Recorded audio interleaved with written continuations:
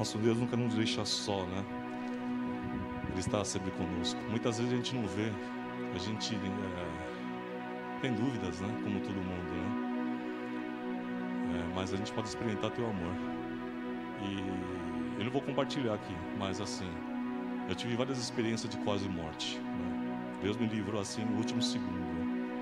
Então, quando eu tenho dúvida, eu penso um pouco nessas experiências e são coisas que não tem como você falar, foi sorte, foi coincidência.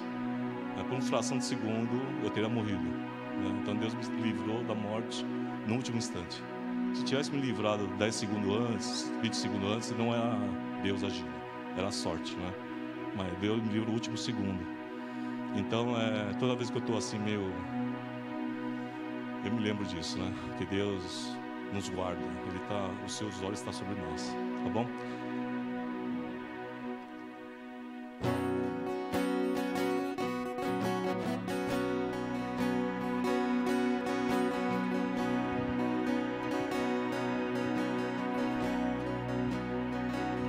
Ainda que eu ande pelo vale da sombra da morte, o teu amor lança fora o medo.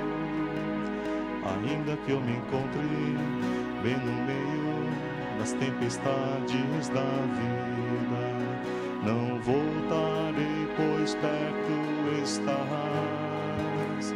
Eu não temerei o meu Deus comigo estás, e se o meu Deus comigo estás, a quem eu temerei, a quem eu temerei. Oh, não, nunca me deixou na tempestade ou na paz. Quando bem ou quando mal, oh não, nunca me deixou, oh o Senhor nunca me deixou.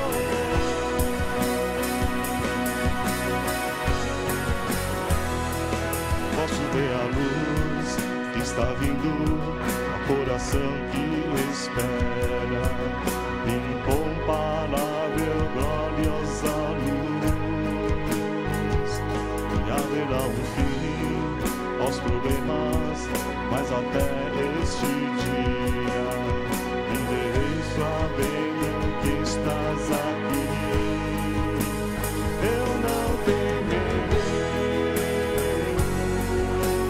não, pois o meu Deus comigo estás, e se o meu Deus comigo, a quem eu temerei, a quem eu temerei. Oh, não, nunca me deixou na tempestade ou na paz. Oh, não, nunca me deixou quando bem ou quando mal. Oh, não, nunca me deixou. Oh, o Senhor nunca me deixou.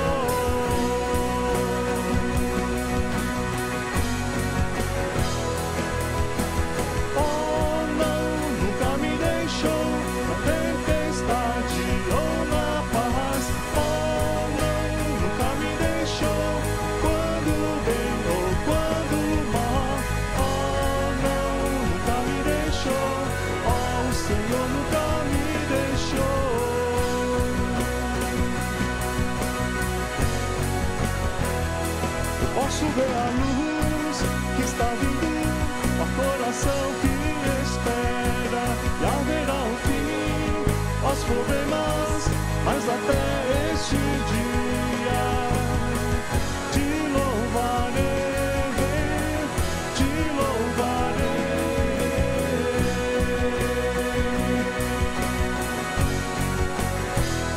Eu posso ver a luz que está vindo ao coração que espera, e haverá um fim aos problemas, mas até este dia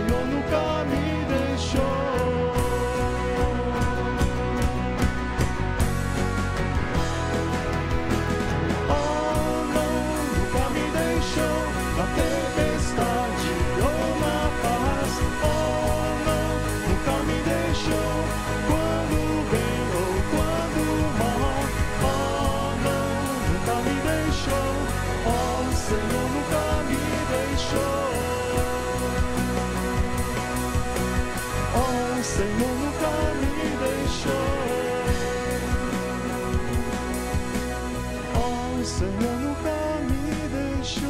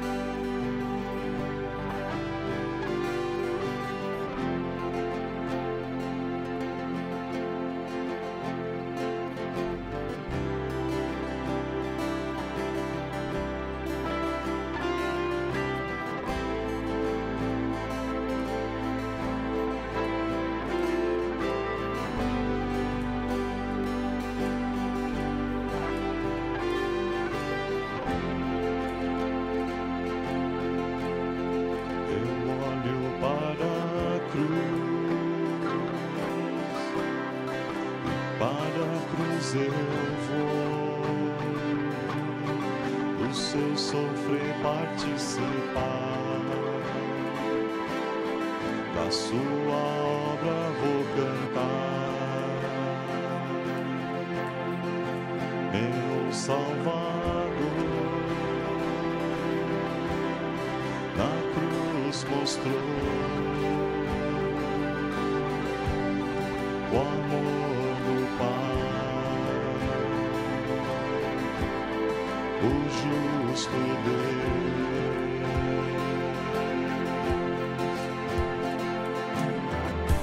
pela cruz me chamou, gentilmente me atraiu.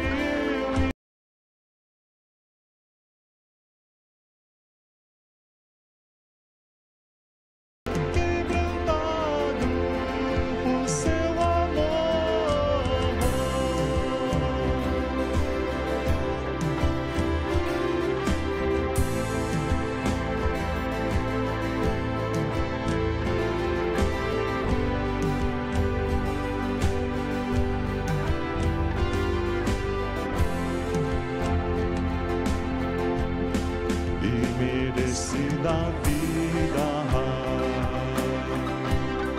de graça recebi por sua cruz,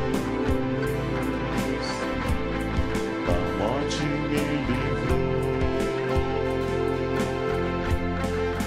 trouxe minha vida. Eu estava condenado, mas agora pela cruz eu fui reconciliado.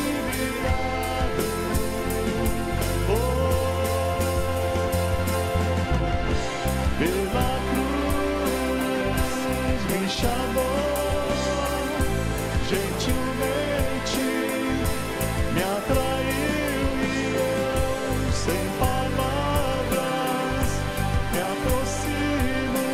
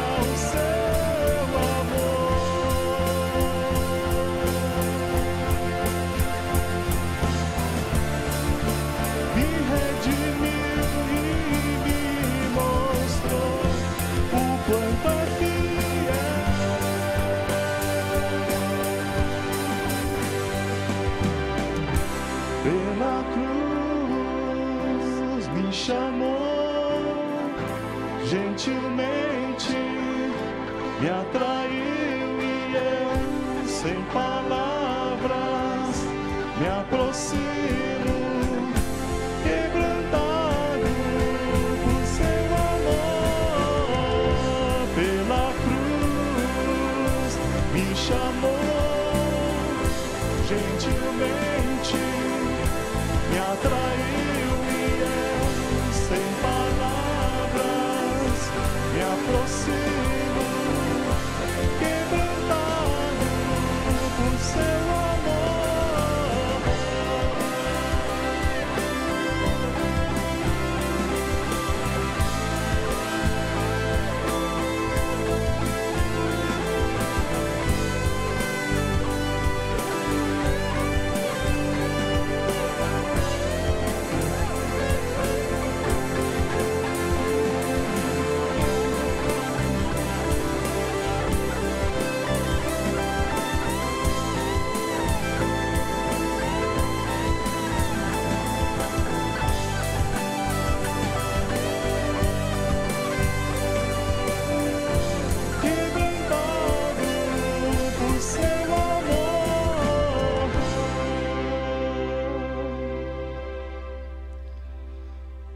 Assim, eu estou desde 15 anos envolvido com louvor, né?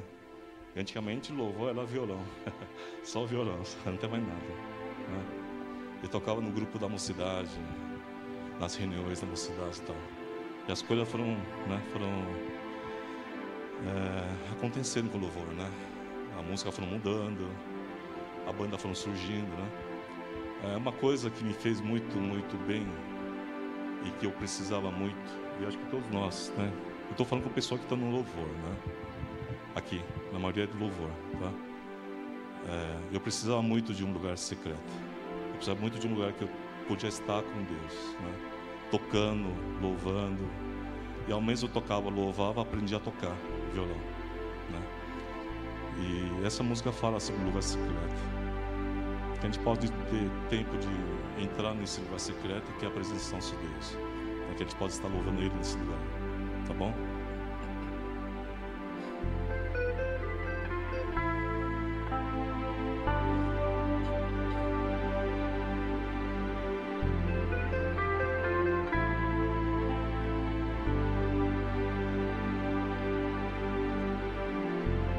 Tu és tudo que eu mais quero. O meu fôlego tu és. Em teus braços é o meu lugar. Estou aqui. Estou aqui.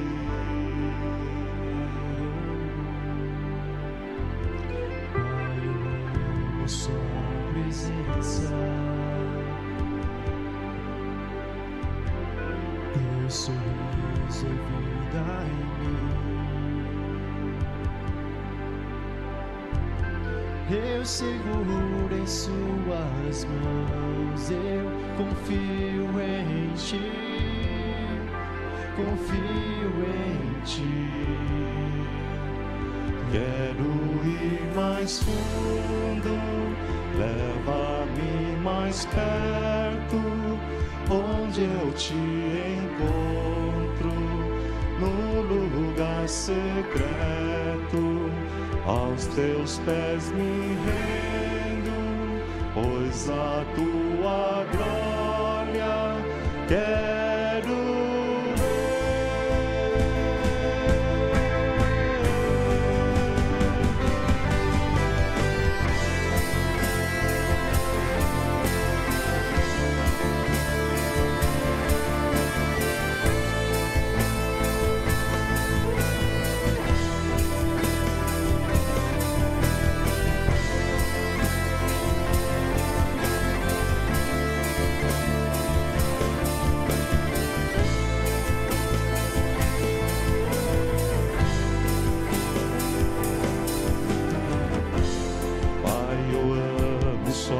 presença,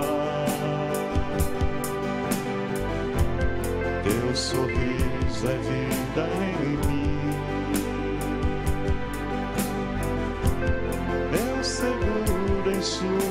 tuas mãos, confio em ti, confio em ti.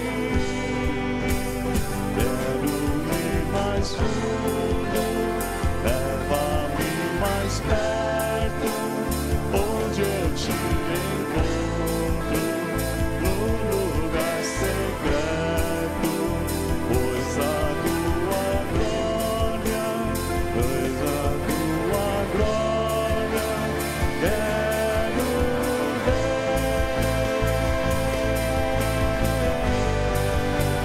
Quero ir mais fundo, leva-me mais perto, onde eu te encontro, no lugar secreto, aos teus pés me rendo, pois a tua glória quero ver.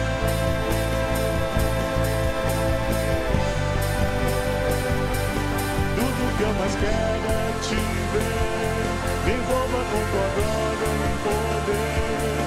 Tua majestade é real, tua voz ecoa em meu ser. Tudo que eu mais quero é te ver, me envolva com tua glória e poder. Tua majestade é real, tua voz ecoa em meu ser. Tudo que eu mais quero é te ver, me envolva com tua glória e poder. Tua majestade é real, tua voz ecoa em meu ser. Tudo que eu mais quero é te ver, me envolva com tua glória e poder. Tua majestade é real, tua voz ecoa em meu ser. Quero ir mais fundo, leva-me mais perto, onde eu te encontro, no lugar secreto, aos teus pés me rendo, pois a tua glória quero ver.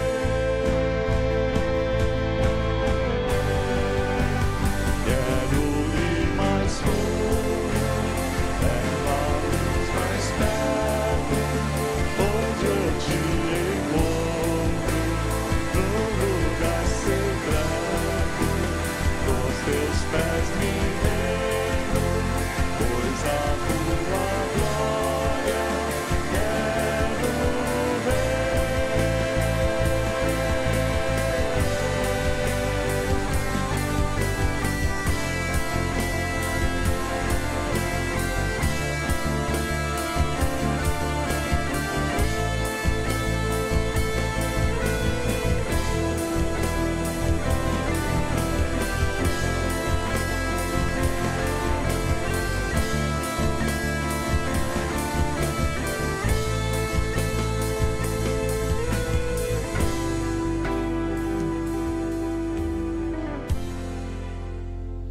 Última música de hoje,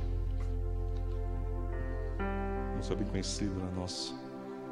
Que nós possamos colocar nossas vidas à disposição de Deus, né? Clamar a Deus: ó Senhor, usa-me, sonda-me, transforma-me, enche-me e usa-me.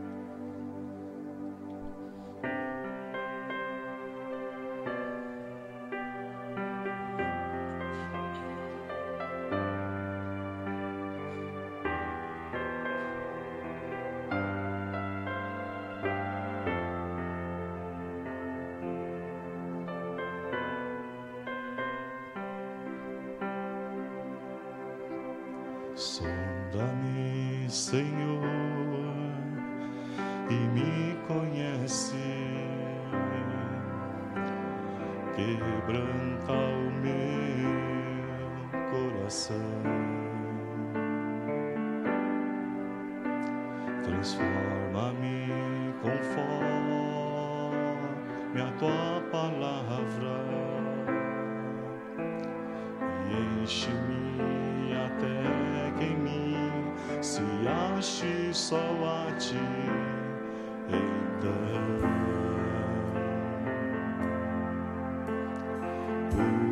usa-me, Senhor, Usa-me como um farol que brilha à noite, como ponte sobre as águas, como abrigo no deserto, como flecha que acerta o alvo. Eu quero ser usado da maneira que te agrade, em qualquer hora e em qualquer lugar. Eis aqui a minha vida, usa-me, Senhor, usa-me.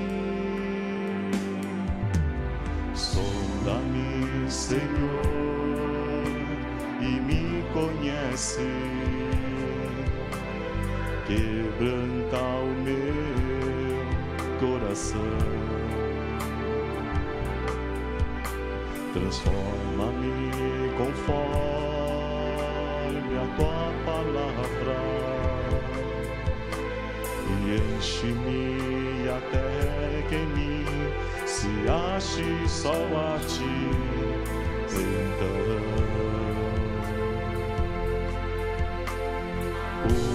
usa-me, Senhor,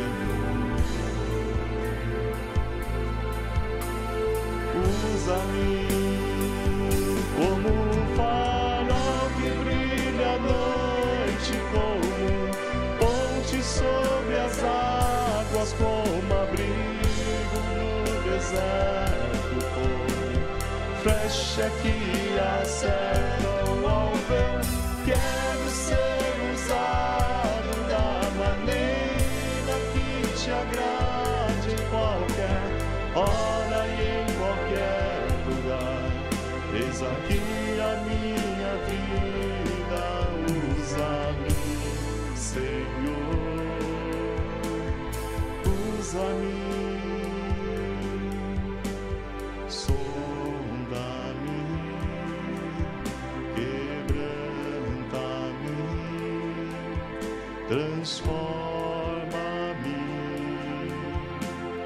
enche-me e usa-me. Sonda-me, quebranta-me,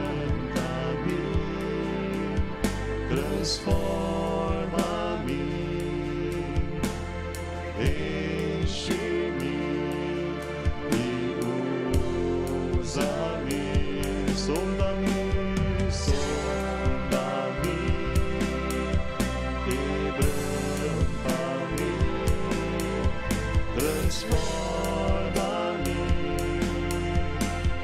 enche-me e usa-me. Sonda-me, sonda-me, quebranta-me, transforma-me, enche-me e usa-me como um farol que brilha à noite, como ponte sobre as águas, como abrigo no deserto, como flecha que acerta o alvo. Eu quero ser usado da maneira que te agrade, em qualquer hora e em qualquer lugar. Eis aqui a minha vida, usa-me, Senhor, usa-me. Sonda-me, quebranta-me, transforma-me, enche-me e usa-me. Sonda-me, quebranta-me, transforma-me, enche-me e usa-me.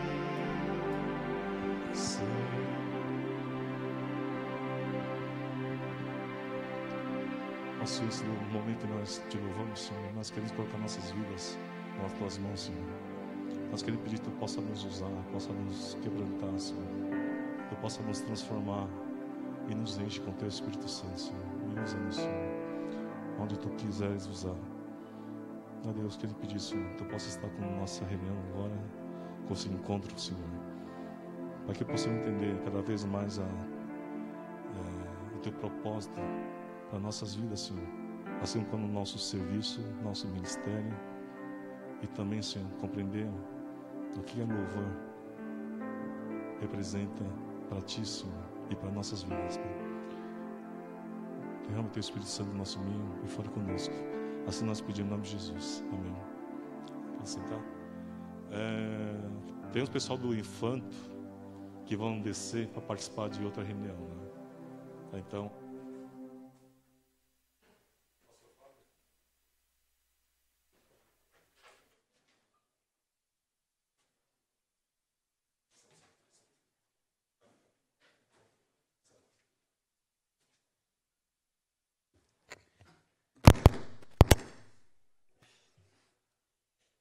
acho que eu vou usar aqui mesmo.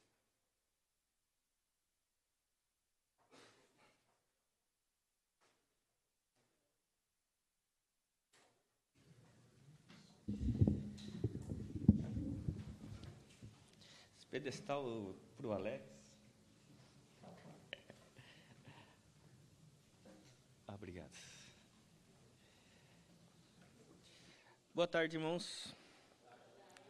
É muito bom a gente poder começar a falar sobre esse tema tão importante que é sobre louvor, adoração, culto, a gente entender a maneira como nós devemos expressar nosso amor, nossa adoração a Deus. E nós queremos fazer uma caminhada. E é interessante quando a gente começa uma jornada cristã a partir do que a gente chama de teologia da mesa. Quando a gente começou a pensar sobre essa ministração, foi porque num acampamento pude conhecer melhor o coração do Alex. E num acampamento, não lembro que data que foi, que feriado que foi? Na Páscoa, a gente estava almoçando juntos e compartilhando sobre adoração, sobre louvor, e falei um pouco sobre uma pós-graduação que tem na FLAM, uma pós-graduação em música, arte e teologia, e falando um pouco com ele, ele falou assim, poxa, a gente poderia fazer sobre isso, falar um pouco sobre isso. E aí o Alex chamou o pastor Eduardo Arata, o pastor Eduardo Arata falou, pô, legal, a gente pode chamar as outras igrejas. E aí o que era uma conversa à mesa se tornou mais amplo. Então, isso mostra, de fato, o mover de Deus e muito bom poder agora estar com os irmãos, a gente poder trocar um pouco de experiência. Eu sou um dos professores lá da FLAM, dessa pós-graduação, e que Deus nos ajude, nos abençoe nessa jornada, que a gente vai compartilhar um pouco sobre o que é louvor, um pouco também das crises do louvor de hoje, como o movimento evangélico, o movimento gospel se tornou um segmento. Também a gente vai falar um pouco sobre como que a gente entende a adoração ao longo da Bíblia, em especificidade com relação a salmos. Mas eu vou apresentando daqui a pouco. Antes, quero fazer uma oração com os irmãos. Quando a gente vai louvar a Deus, ou quando a gente vai começar a falar sobre louvor, a primeira pergunta que a gente precisa fazer é: como é que está o meu coração?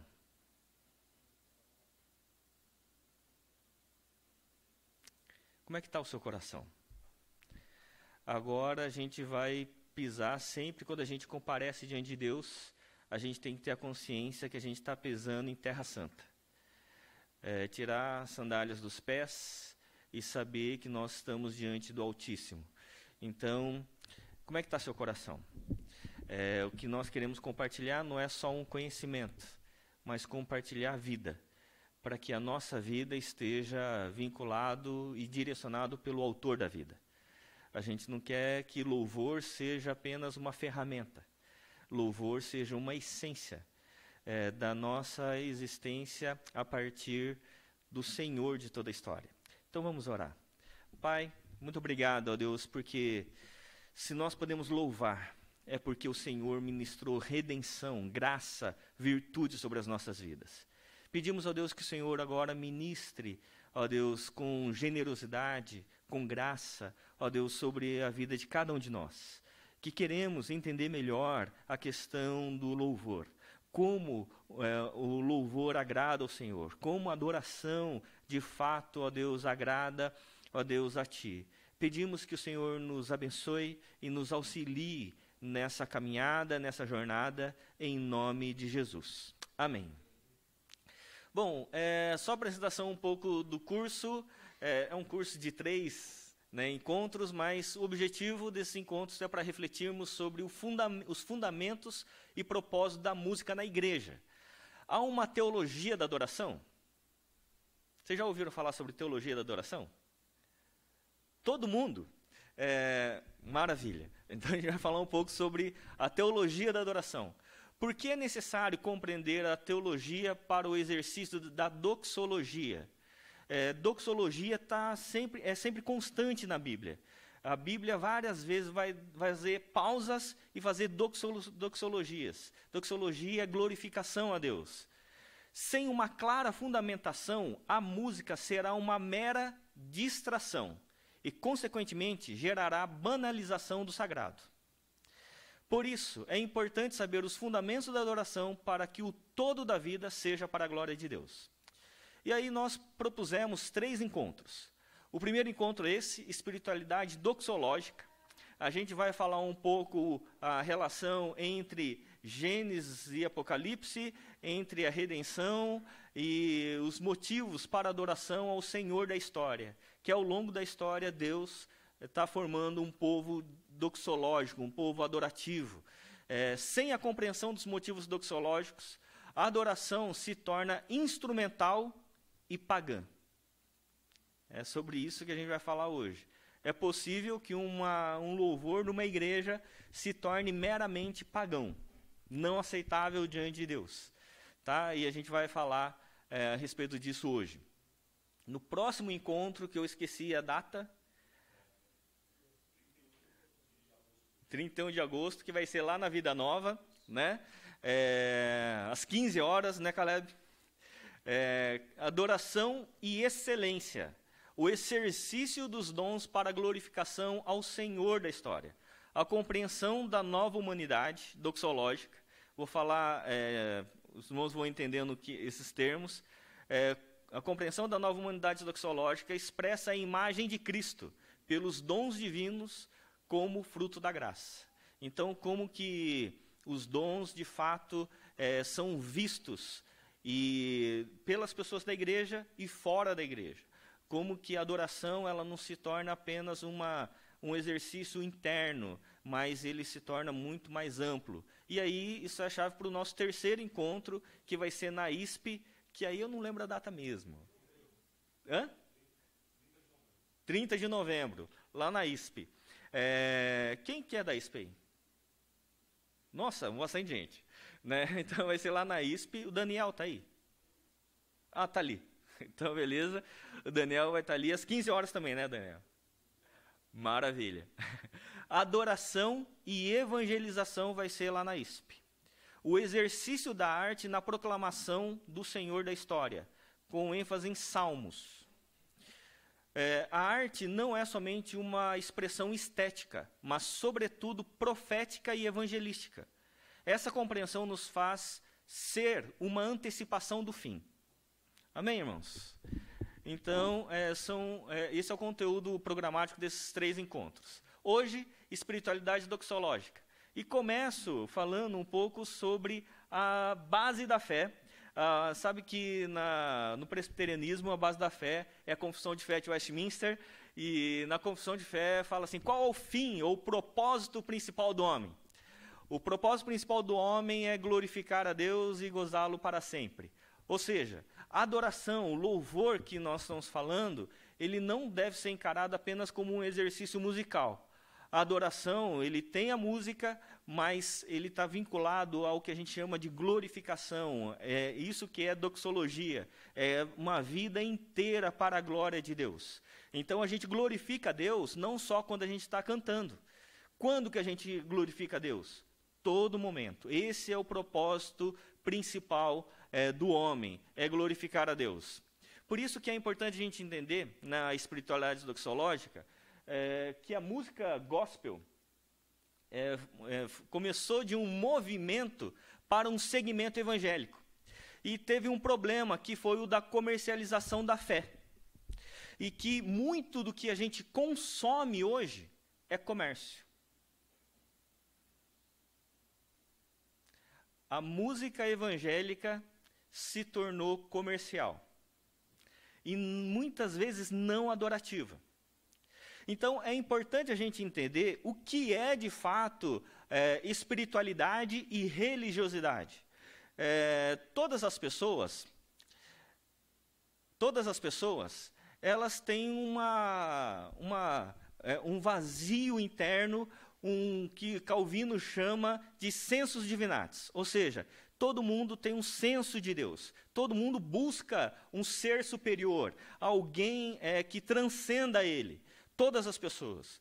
Mas muitas vezes as pessoas buscam a Deus por uma questão chamada de mérito ou demérito. As pessoas querem alcançar Deus. As pessoas querem se aproximar de Deus. E quando as pessoas querem se aproximar de Deus, a primeira coisa que elas pensam é o que Deus quer. O que Deus quer para que Ele olhe para mim e veja, nossa, eu sou um bom menino. Não tão menino mais, mas como é que eu vou agradar a Deus? E muitas vezes a relação minha com Deus é essa. Eu não vou lá na igreja, eu vou cantar, eu vou me emocionar, eu vou cantar com bastante energia, e aí Deus lá do céu vai olhar para mim e falar assim, uau, que igreja! E aí Deus vai me conceder benefícios, se eu tiver mérito, mas vai me dar castigo se eu tiver demérito. Então, na religiosidade, a relação sempre é comercial. Eu faço para Deus para que depois Ele retribua para mim. Muitas pessoas se aproximam de Deus querem se aproximar de Deus achando que a adoração é a chave para que Deus as enxergue, para que Deus as ame. Deixa eu fazer uma pergunta para você. É possível Deus amar mais? Então, se você chegar na igreja e cantar com bastante força, Deus vai te amar mais ou menos?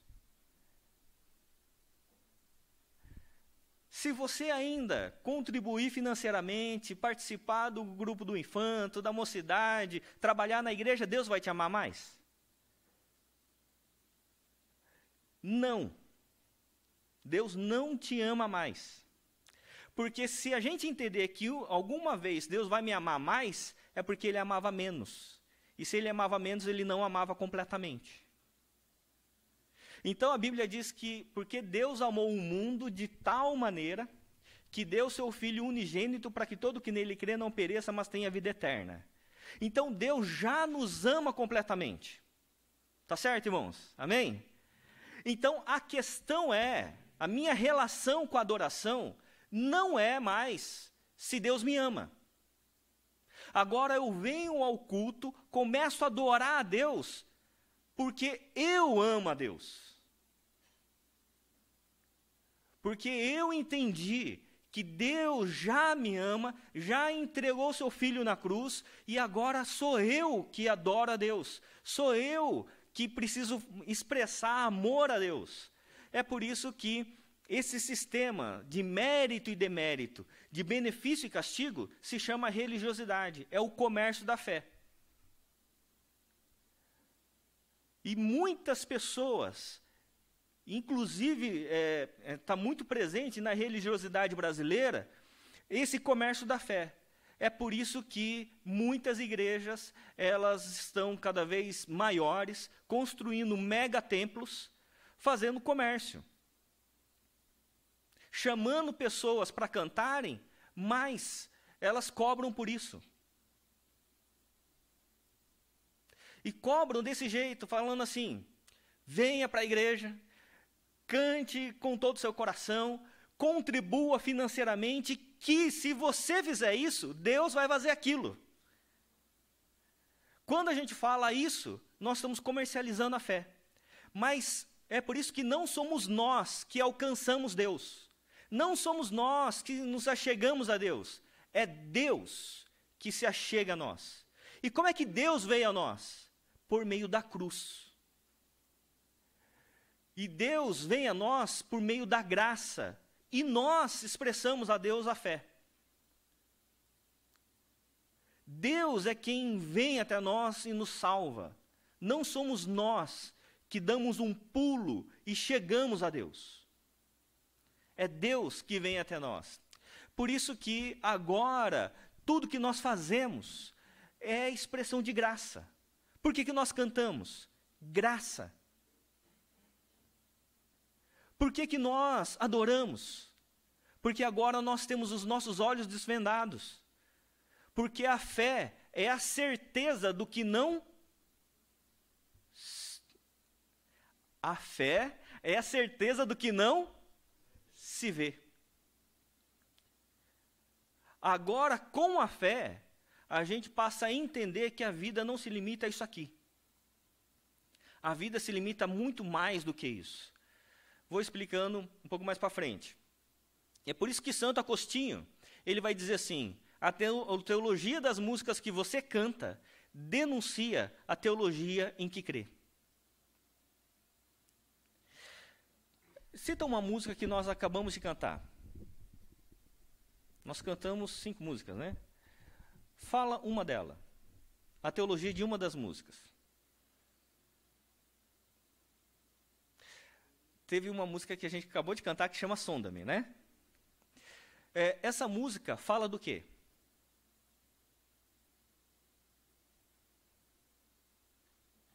Cri, cri, cri. Do que ela fala? A gente cantou com muita energia essa música. Mas quando a gente está cantando a Deus, a gente está fazendo uma abstração. A gente fala assim: agora eu não estou pensando em nada. Estou cantando. Ou a gente canta racionalmente, sabendo o que nós estamos declarando a Deus. O que nós cantamos quando nós estamos em comunidade da fé? Nós pensamos no que a gente canta. Ou essa função de pensar na música é do Alex, é do dirigente de louvor. A gente confia no Alex, né, Alex? Então, o que ele fala para a gente cantar, a gente canta. É assim ou não? Então, é importante a gente entender, e esse é o teor desse primeiro encontro, qual é a teologia da música que nós cantamos. Qual é a teologia da adoração que nós exercemos? Por isso que o Evangelho de João, capítulo 4, versos 20 a 24, vai dizer assim: nossos pais adoravam nesse monte. Quem que está falando aqui?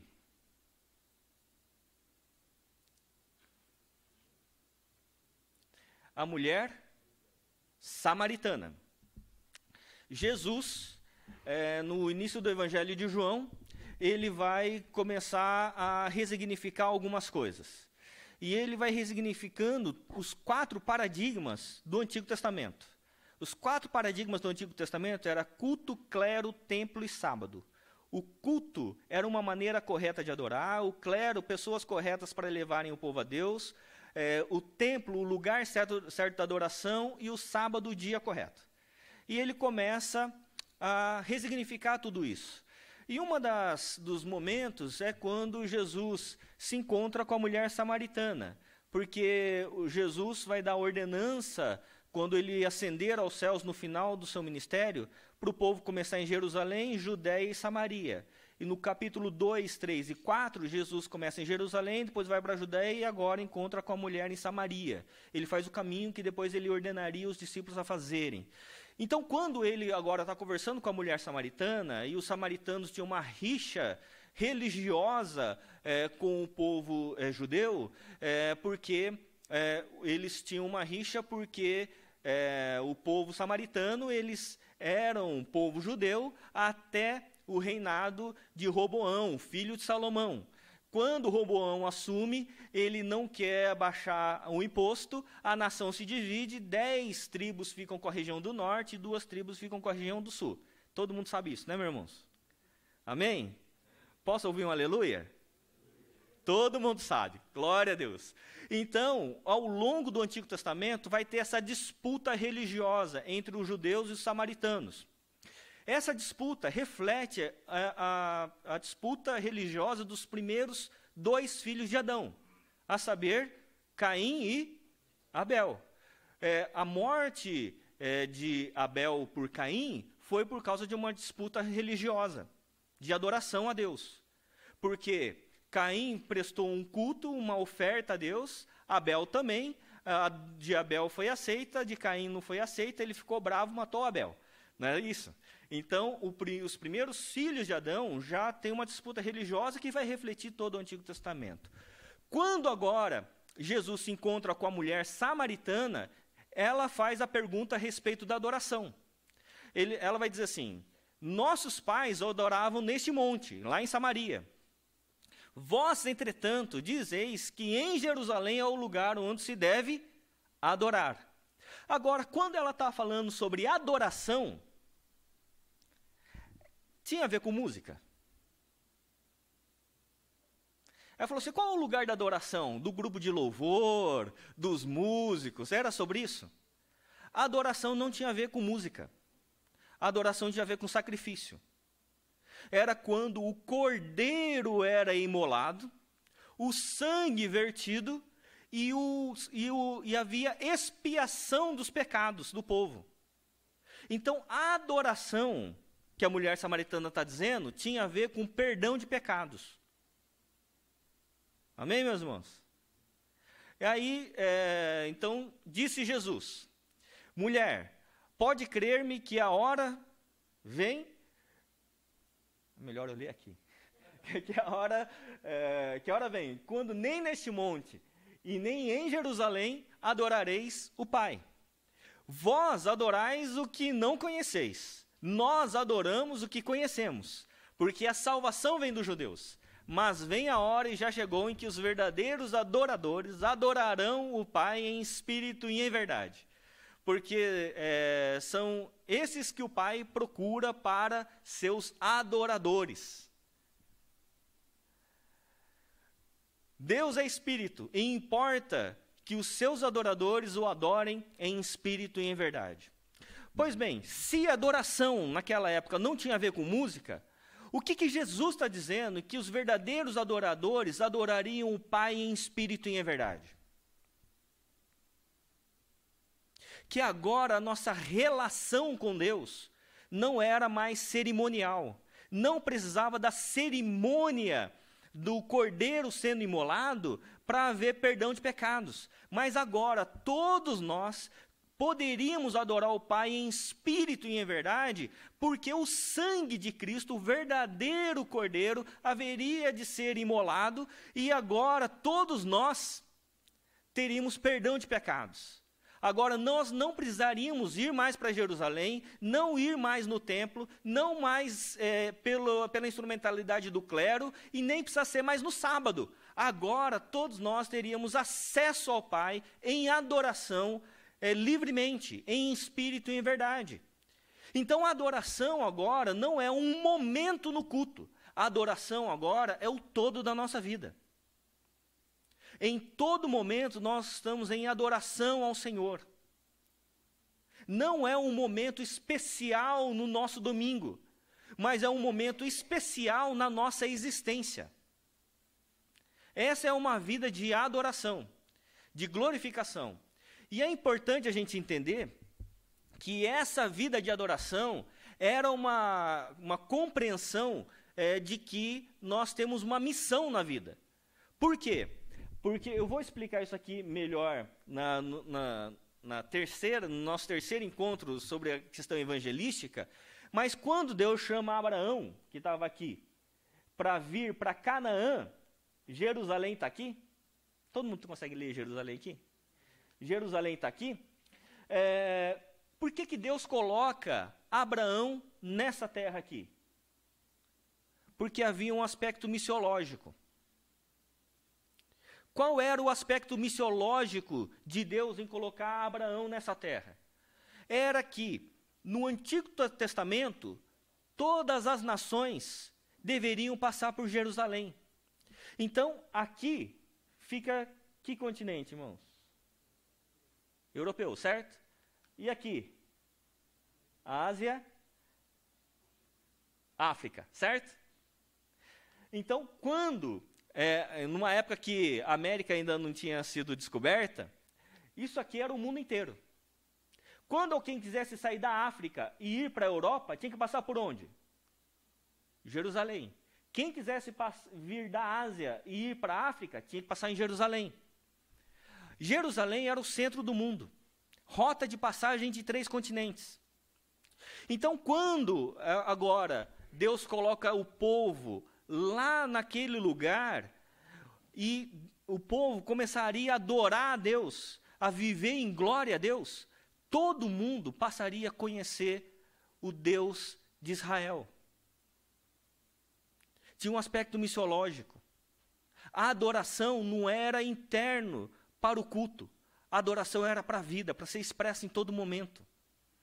Para que o mundo soubesse quem é o Senhor. Porque quando a gente faz do movimento evangélico apenas um segmento, a gente tem um grande problema. Qual que é o problema, meus irmãos? O problema com a arte.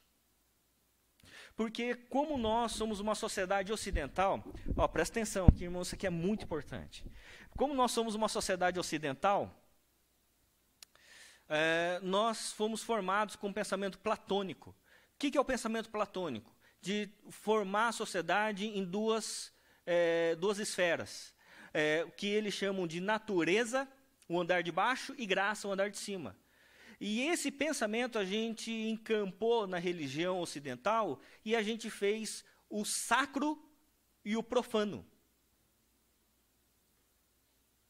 E quando nós, a partir desse pensamento, a gente dividiu o mundo em 2 esferas, o sacro, o mundo da religião, e o profano, o mundo do resto, né, a gente começou a pensar assim: se um irmão tem vocação na música, ele faz música para quem?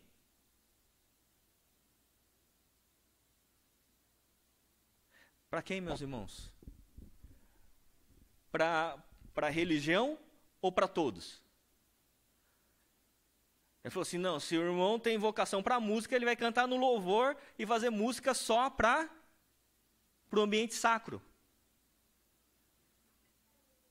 E aí a gente faz do movimento que era para ser evangelístico, a gente reduz num segmento gospel.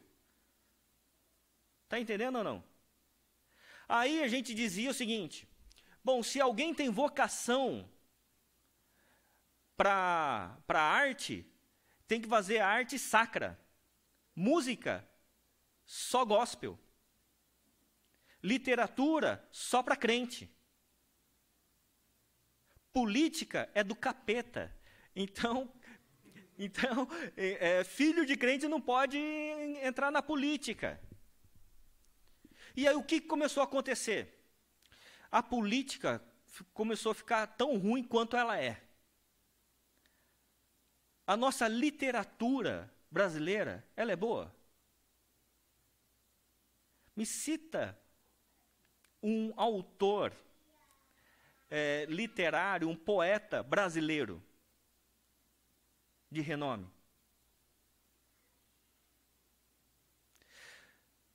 A nossa música, nossa cultura está boa.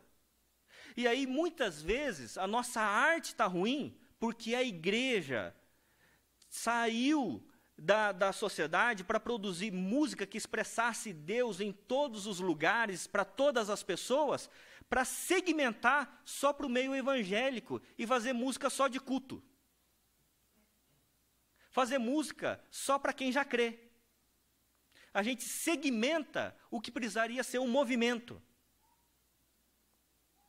E aí a música, a arte, a cultura, a política, a economia, na pedagogia, em todos os campos da vida, a gente foi segmentando, fazendo coisas somente para os evangélicos. E não para todo mundo. E não uma arte que expressasse a glória de Deus. É por isso que autores de literatura, hoje em dia, que fazem sucesso e que são cristãos, são os clássicos lá de trás. Por exemplo, C.S. Lewis, que escreveu as Crônicas de Nárnia. Né? Era um autor evangélico, cristão.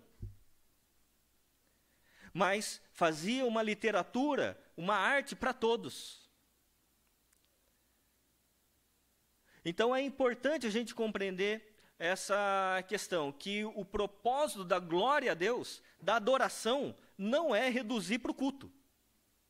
A adoração é um povo adorativo para que o mundo saiba quem é o Senhor. Amém, meus irmãos?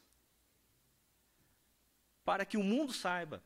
Então, é importante a gente compreender como é que nós entendemos a adoração. Gênesis 1 e 2 e Apocalipse 21 e 22 são os 4 capítulos da Bíblia sem pecado. Os 2 primeiros e os 2 últimos. Gênesis 1 e 2 vai falar sobre o Shalom, a criação perfeita de Deus. E na criação perfeita de Deus, Deus vai mostrar que essa criação, ela foi corrompida. E ela foi corrompida porque nós pensamos individualmente. Mas houve o processo de redenção em Cristo Jesus. Nesse processo de redenção, o que acontece é que todo o Antigo Testamento vai girar em torno da promessa do Filho, que o filho da mulher pisaria na cabeça da serpente. E todo o Novo Testamento gira em torno do Cristo que veio. Então o Antigo Testamento era a fé no Cristo que viria, e no Novo Testamento, no Cristo que veio. Hebreus 12, 1 e 2 vai dizer assim: desembaraçando-nos de todo o peso e do pecado que tenazmente nos assedia, corramos com perseverança a carreira que nos está proposta, olhando firmemente para o autor e o consumador da nossa fé, Jesus, o qual, em troca da alegria que lhe estava proposta, suportou a cruz. Então, quando a gente crê em Cristo Jesus, nós entendemos que a plenitude do tempo, o tempo ápice chegou em Cristo Jesus, e na plenitude do tempo Deus enviou seu Filho, nascido de mulher, nascido sob a lei. Então há uma diferença entre temporalidade e eternidade. Entre qual era o plano eterno de Deus e entre o que nós vivemos hoje. O que nós vivemos hoje é uma individualização da fé. Essa é uma tendência desde Adão. Porque quando Adão e Eva, eles são criados por Deus, eles são criados por Deus para refletir a imagem de Deus. Deus é trino, certo? Pai, Filho e Espírito Santo. É uma comunidade. E Deus criou o homem para ser o quê? Uma comunidade. Quando o homem é criado, Adão é criado, ele olha para Eva, que sai dele. Ele olha e diz: agora sim, esta é osso dos meus ossos e carne da minha carne. É por isso que Eva vai se chamar Eva só depois da queda. Porque o problema da queda sempre é o egoísmo, a sua individualidade. Quando Cristo entra na história, ele resgata a nossa identidade e nos faz uma nova humanidade. Agora, a nossa nova humanidade, ela não é mais individual. A nossa nova humanidade, ela é coletiva. A nossa identidade não é mais um eu. A nossa nova identidade é um nós. Porque agora, quando nós adoramos em congregação, nós adoramos como indivíduos ou como um corpo de Cristo?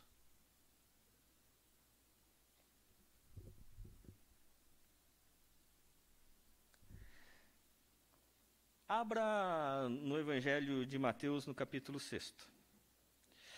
Jesus está ensinando o povo a orar. Evangelho de Mateus, capítulo 6, verso 6.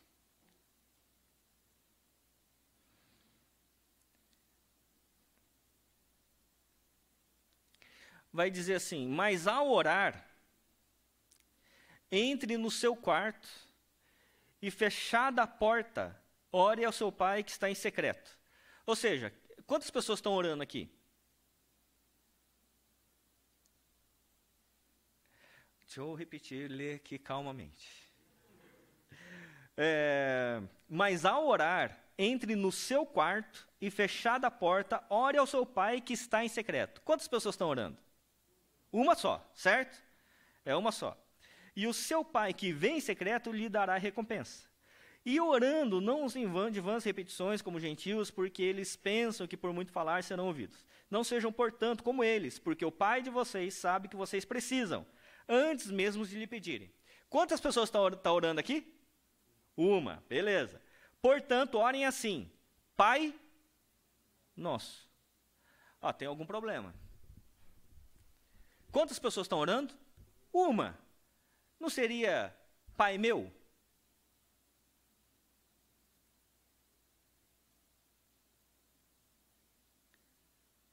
Sou eu que estou orando, é o meu Pai, sim ou não? Por que ele fala Pai Nosso? Porque agora, na fé, nós temos uma nova identidade. A nossa nova identidade não é mais uma identidade individual, é uma identidade coletiva. Nós somos um corpo em Cristo Jesus. Nós somos uma família, batizados num só espírito, numa só fé, numa só esperança, num só amor. Em quantas pessoas nós estamos aqui? Quantas pessoas? Uma pessoa. Cristo é o cabeça e nós somos o corpo. Então, à medida que agora nós entendemos isso, a nossa adoração, ela é coletiva. Ela não é mais individualizada. Agora a gente começa a entender que a adoração não é a minha adoração, é a nossa adoração. Que a adoração agora não tem a ver com as minhas buscas pessoais, mas com a vontade de Deus sobre a minha vida. Sobre o que Deus quer manifestar na minha existência. Porque às vezes a gente pensa individualmente, sendo que Deus nos chama a viver coletivamente.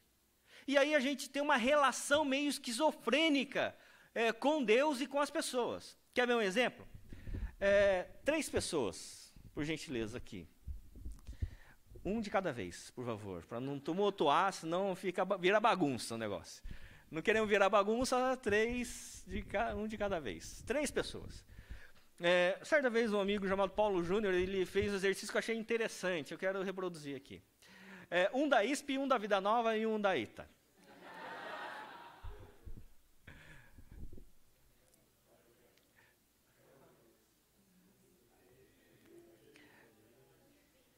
Esses irmãos são corajosos, salva de palmas para eles.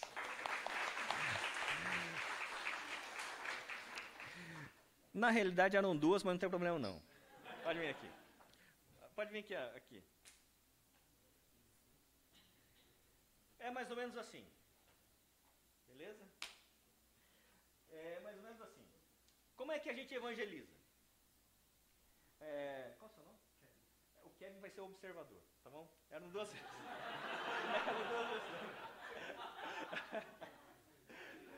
É mais ou menos assim. Vamos supor que eu sou o crente. O Pedro é o pagão. É o desviado. Né? Tá precisando de Jesus. E Estevão é Deus.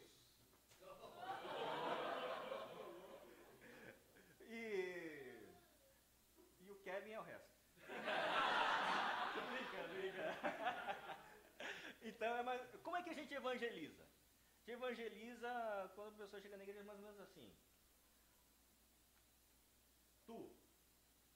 Eu conheço ele. Se tu não conhecer ele, tu vai para o inferno.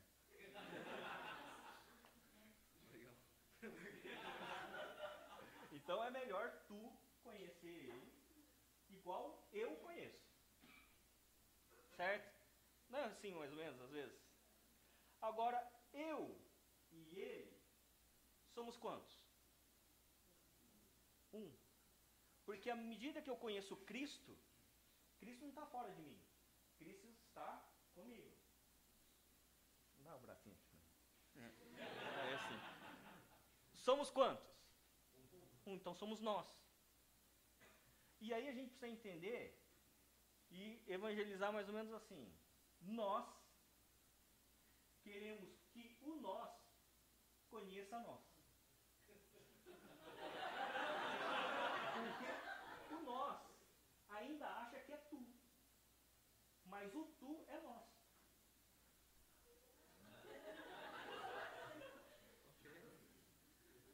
Deu para entender ou não?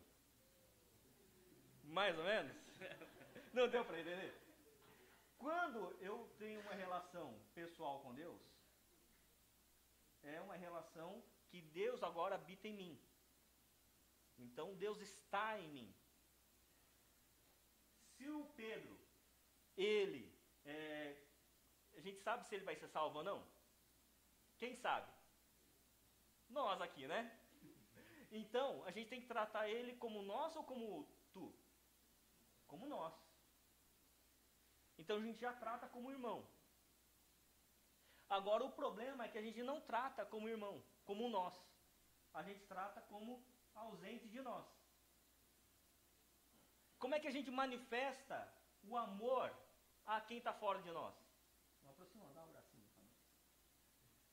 Que agora, nós. Então quando a gente ora para o Pai Nosso, a gente ora pelo pão nosso e pelo perdão nosso. Mesmo que a gente esteja sozinho. Porque agora na fé cristã, na nova humanidade, agora mesmo que a gente esteja sozinho, nunca mais a gente está só.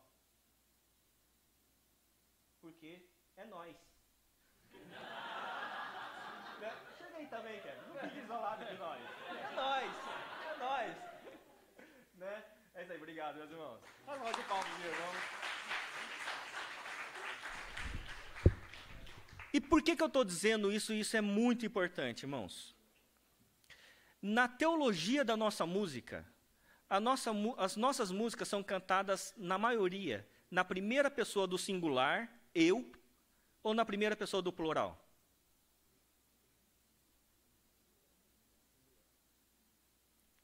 Deixa eu repetir. A maior parte das músicas que nós cantamos estão na primeira pessoa do singular ou na primeira pessoa do plural? Singular. Porque nós vivemos uma sociedade individualizada. Então, muitas vezes, nós formamos um coletivo de eus que não formam nós.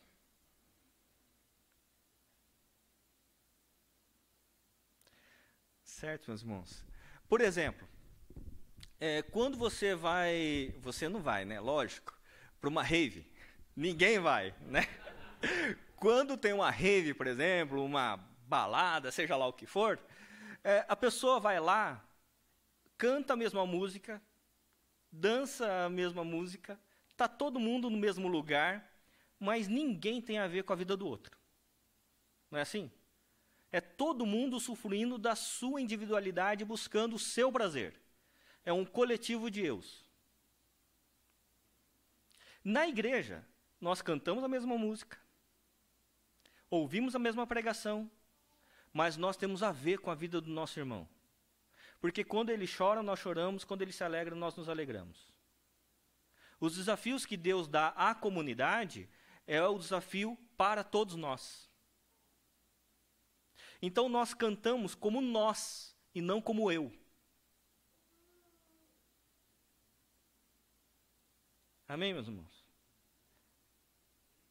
Posso ouvir um aleluia? Maravilha. Eu quero cantar novamente uma música. Eu não, porque a Viviane... Sabe, minha esposa é professora de música. Mas ela não deu jeito em mim. Cantar novamente o Sonda-me.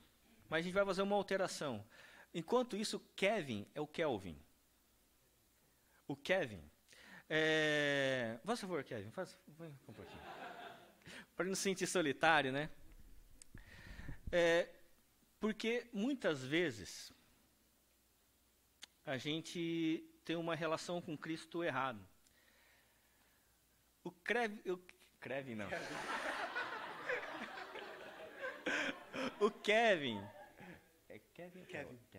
O Kevin, ele é bom ou ele é ruim? Agora vamos olhar a partir da Bíblia. Ele é bom ou ruim? Ele é ruim. Nós nascemos em pecado, Kevin. Eu também sou ruim. Mas o Kevin é pouco ou ele é muito ruim? Muito ruim. É que o Kevin consegue disfarçar bem. Não é isso, Kevin? O que acontece, meus irmãos? A relação de Cristo conosco é porque a gente era bom ou a gente era ruim? Ruim. Cristo desceu à terra para nos redimir. Então, Cristo estabeleceu uma relação conosco redentivo. É uma relação redentiva. Cristo, a nossa relação com Deus, ela se dá por meio do arrependimento. Então, na medida que nós confessamos os nossos pecados, reconhecemos a nossa malignidade, reconhecemos a santidade do nosso Deus, nós estabelecemos um relacionamento pela cruz, que representa o perdão dos nossos pecados. A relação de Deus conosco por meio de Cristo Jesus, o nosso Senhor, estabelece à medida que nós reconhecemos o quão ruim nós somos. É por isso que o Ricardo Barbosa ele vai dizer que quanto mais humanos nós percebemos que somos, mais espirituais nós nos tornamos. Amém? Então a relação de Cristo conosco é porque a gente era ruim. Agora, qual a minha relação com o Kevin? É porque ele é bom ou porque ele é ruim? Kevin, você é muito bom, hein? E aí eu começo a pensar, nossa, o Kevin é bom mesmo, hein? Eu acho que tem umas coisas que eu posso me aproveitar. Se eu estabelecer uma relação com o Kevin só naquilo que ele é bom, e eu estabelecer relações só com quem é bom, eu não passo do quê? De um interesseiro, de um pagão. Amar quem me ama é fácil. Sim ou não? É isso que a Bíblia diz para fazer? Então, a minha relação com Kevin é naquilo que ele é ruim. Mas como ele disfarça bem, eu preciso me relacionar com ele para saber onde que ele é ruim. Mas à medida que eu sei onde o Kevin é ruim, a minha relação com você é para que naquilo que Deus me deu de virtude, eu revista a sua pobreza. Pobreza não tem a ver com dinheiro. Então, naquilo que eu sou bom, eu vou revestir a sua pobreza. Naquilo que você é ruim. E naquilo que você é bom, você vai revestir a minha pobreza. Porque a nossa relação agora é cristã. Relação cristã se dá a partir da debilidade e não a partir da virtude. Se eu me relaciono com as pessoas só por aquilo que as pessoas podem me oferecer, eu sou interesseiro. Se eu estabeleço minha relação naquilo que eu posso oferecer, naquilo que o Kevin é ruim, é uma relação cristã. Deu para entender, meus irmãos? Amém. Obrigado, Kevin. Então, uma salva de palmas para o Kevin. Amém. Para a gente finalizar, então, nós somos uma comunidade e a nossa teologia tem que ser expressa nas nossas músicas. Amém? Cadê o grupo de louvor? Pode vir. Sonda-me e usa-me. A gente vai cantar de novo essa música. Só que a gente vai fazer uma alteração. Sonda-nos, usa-nos. Cadê a letra? Eu espero. Aí a gente vai ler primeiro a letra, tá certo? E aí depois a gente vai cantar. Mas nessa consciência, meus irmãos, de que a música a gente precisa pensar. Amém? E só dizer assim, é possível a gente cantar músicas na primeira pessoa do singular, não tem problema não. A gente canta, né, se emociona, não tem problema. Mas a gente sempre tem que ter a consciência que a gente está sozinho, mas nunca mais está só. Estamos em família. Então, só vou passando aqui, só para ir lendo quando a gente vai cantar. Então, sonda-nos, usa-nos. Pode passar.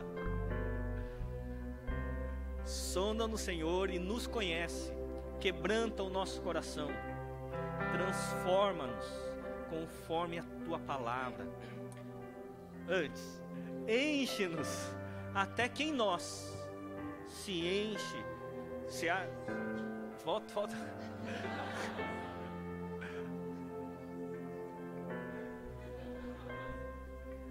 Vamos lá de novo. Sonda-nos, Senhor, e nos conhece. Quebranta o nosso coração. Transforma-nos conforme a Tua palavra. E enche-nos até que em nós se ache só a Ti. Então, usa-nos, Senhor, usa-nos.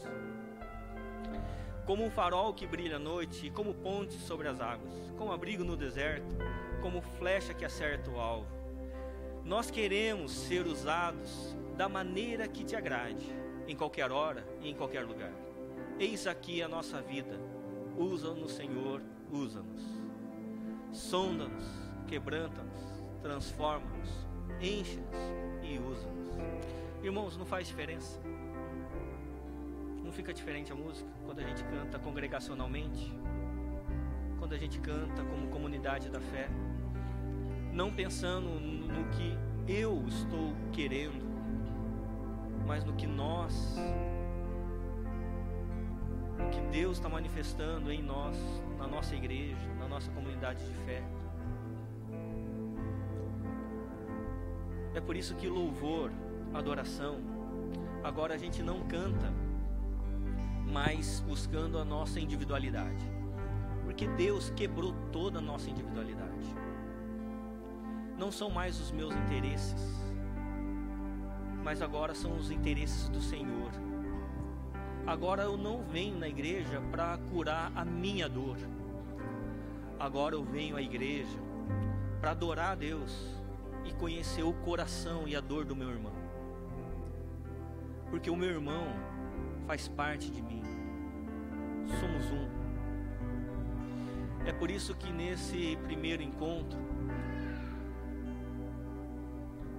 nessa teologia da adoração, a gente quer sair daqui reconhecendo que não há adoração individualizada. Não há a minha adoração. Não há música que me toca. Há a nossa adoração. Nós somos um corpo vivo, com Cristo sendo cabeça, o Espírito Santo habitando dentro da gente, o amor do Pai nos abraçando e nos fazendo de fato uma só família. Vamos cantar e depois a gente vai para um exercício.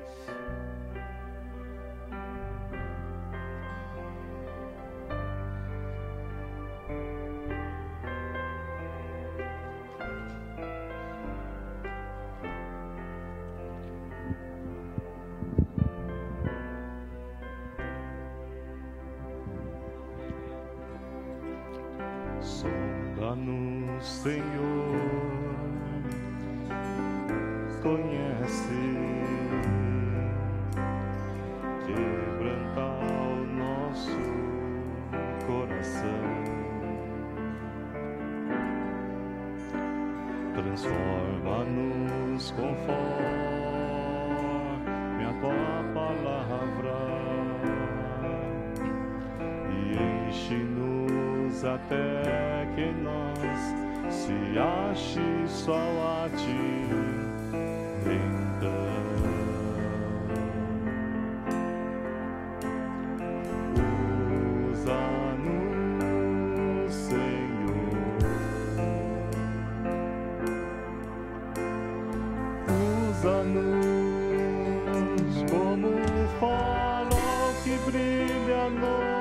noite como ponte sobre as águas, como abrigo no deserto, como flecha que acerta o alvo.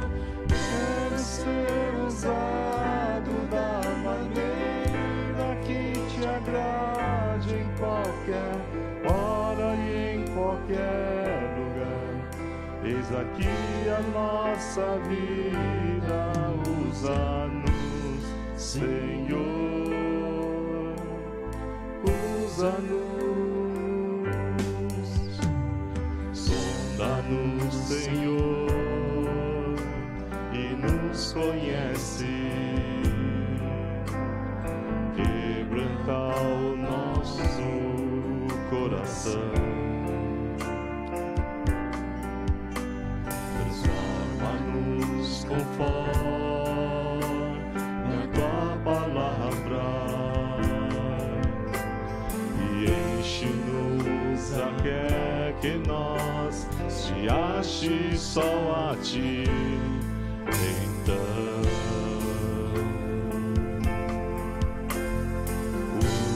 usa-nos, Senhor, usa-nos como o farol que brilha à noite, como ponte sobre as águas, como abrigo no deserto, como flecha que acerta o alvo. Quero ser usado da maneira que te agrade, em qualquer hora e em qualquer lugar. Eis aqui a nossa vida, usa-nos, Senhor, usa-nos. Amém. A gente vai continuar. Quando a Escritura Sagrada vai indo para o final lá em Apocalipse, pode ficar aí, vocês vão cantar de novo. Vai indo para o final, vai ter uma adoração desse nós, de quem somos nós que canta, usa no Senhor. Pode deixar lá mesmo, na letra. E ele vai dizer assim, em Apocalipse, depois eu falo o texto para você achar, não quero, só vou ler aqui. Quando houve um culto cósmico, culto de toda a comunidade que se acha nós, todas as pessoas começaram a cantar e louvar a Deus, dizendo: digno é o Senhor de pegar o livro e de quebrar os selos, porque o Senhor foi morto e com o seu sangue compraste para Deus os que procedem de toda tribo, língua, povo e nação. E para o nosso Deus constituíste reino e sacerdotes, e eles reinarão sobre a terra. Imagina um louvor com toda a humanidade, cantando de forma uníssona, em todas as línguas, cantando isso aqui, que está em Apocalipse, e que vai acontecer. Mas, de repente, nessa adoração que estava acontecendo, nesse louvor de toda a humanidade, é possível que você vai virar o rosto, vai olhar para o lado e vai ver um outro grupo, cantando junto conosco, porque também é nós. E vai dizer assim: vi e ouvi a voz de muitos anjos ao redor do trono, dos seres viventes e dos anciãos, cujo número era de milhões e milhares de anjos, proclamando em alta voz: digno é o Cordeiro que foi morto de receber o poder, a riqueza, a sabedoria, a força, a honra, a glória e o louvor. E sabe o que vai acontecer nesse dia, meus irmãos? Nós estaremos lá, junto com toda a humanidade e junto com todos os anjos. Mas você vai olhar para o outro lado e você vai ver um terceiro grupo, que você não imaginava que estaria lá, mas que você agora vai ver e vai ouvir.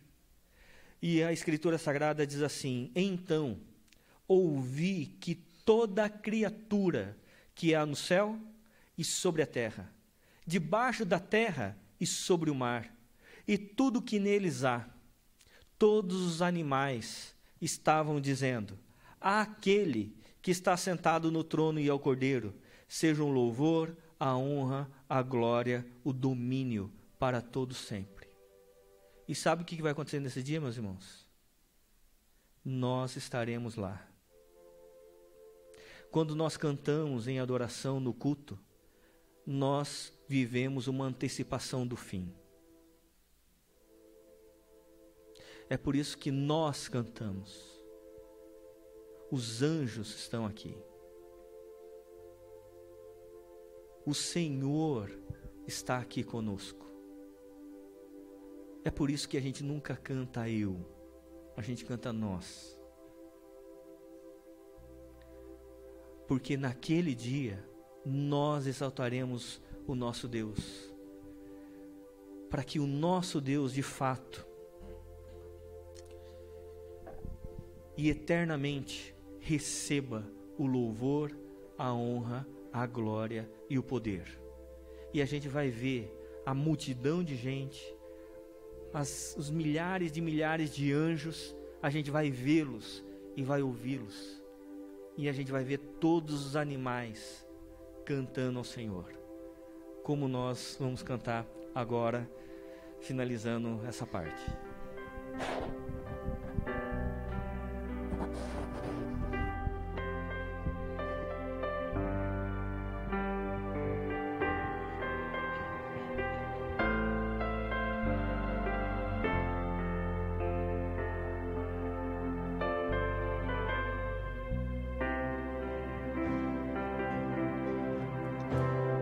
Sonda-no, Senhor, e me conhece. Quebranta o nosso coração. Transforma-nos conforme a tua palavra e enche-nos até que nós se ache só a ti. Então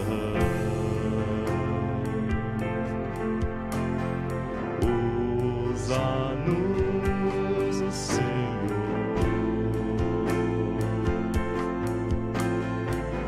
usa-nos como farol que brilha à noite, como ponte sobre as águas, como abrigo no deserto, como flecha que acerta o alvo.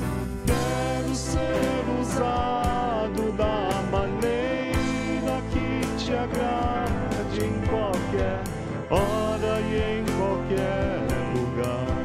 Eis aqui a nossa vida, usa-nos, Senhor, usa-nos.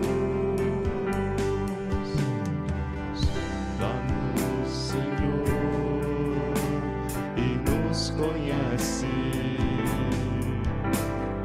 Quebranta o nosso coração. Transforma-nos conforme a tua palavra e enche-nos até que nós se ache só a ti.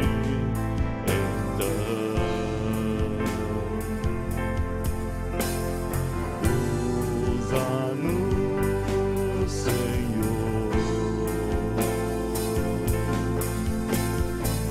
usa-nos como farol que brilha à noite, como ponte sobre as águas, como abrigo no deserto, como flecha que acerta o alvo. Quero ser usado da maneira que te agrade em qualquer hora e em qualquer lugar. Eis aqui a nossa vida, usa-nos, Senhor, usa-nos.